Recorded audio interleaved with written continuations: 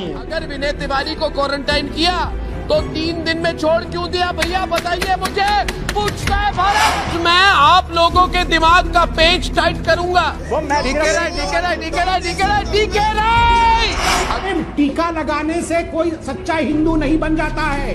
टीका लगाना है ना, दिल में लगा टीका, दिल में लगा टीका, और कहो किसने घर चलाया है, हिम्मत है तो कहो जय चंदो, मुंह से नाम नहीं निकल रहा है। मेरी संविधाता से अगर बात हो सकती है तो उसका नंबर वैसे इनके मोबाइल में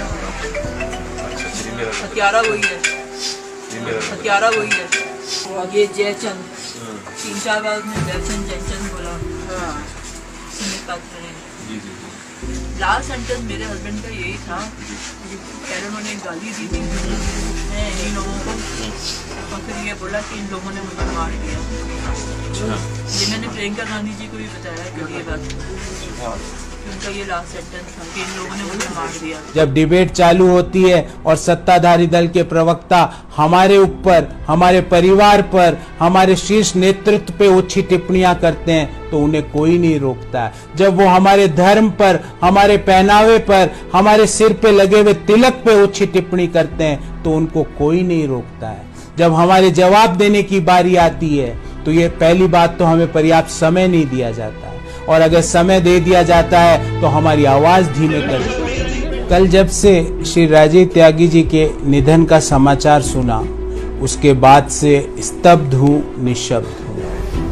ईश्वर से प्रार्थना करता हूँ कि वह दिवंगत आत्मा को अपने श्री चरणों में स्थान दें। साथियों, श्री राजीव त्यागी जी एक प्रखर वक्ता होने के साथ साथ एक सच्चे देशभक्त भी थे, और कल डिबेट के दौरान वो किस दबाव में होंगे ये मैं एक कांग्रेस प्रवक्ता होने के नाते महसूस कर सकता हूँ। ये दबाव हमारे धैर्य, हमारी सहनशीलता, हमारे आचरण की परीक्षा देने के समान होता है। साथियों, सबसे पहले तो डिबेट का टाइटल ऐसा चुना जाता है कि या तो वो समाज में बंटवारा करे, ऐसा टाइटल चुना जाता है जिसमें कि सत्ताधारी दल को बिना डिबेट के ही विजयी घोषित किया जा सके।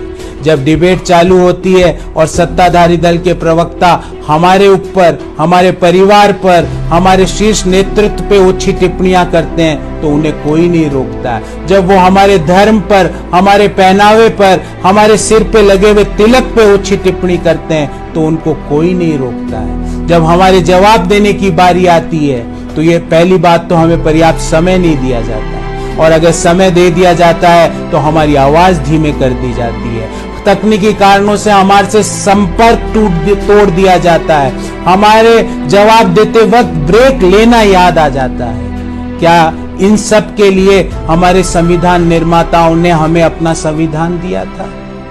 एक कांग्रेस प्रवक्ता के सामने 3 से 4 घोषित अघोषित प्रवक्ताओं को बैठा दिया जाता है। एक भाजपा का प्रवक्ता, एक आरएसएस का प्रवक्ता, एक इंडिपेंडेंट एक्सपर्ट जो कि भारतीय जनता पार्टी के प्रवक्ता के रूप में काम करता है। क्या इसके लिए हमारे पुरखों ने अपनी आजादी की लड़ाई लड़ी थी? आप सोचिएगा जरूर। मैं आपसे एक सवाल पूछता हूं कि क्या पिछले 15 से 20 दिनों में आपने एक भी डिबेट राष्ट्रीय शिक्षा नीति पर देखी प्राइम टाइम पर?